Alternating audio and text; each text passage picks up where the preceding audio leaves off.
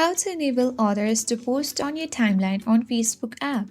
Hi everyone, welcome back to our channel.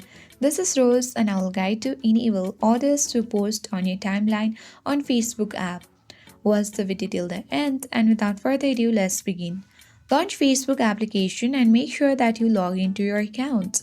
Navigate to three-line menu icon at top right corner of your screen. Scroll down and choose Setting and Privacy. Now select Settings. Once you're on the Setting and Privacy page, scroll down. Look for the option of Profile and Tagging, which is usually on Audience and Visibility section. There you will get multiple of options. Simply tap Who can see what others post on your profile.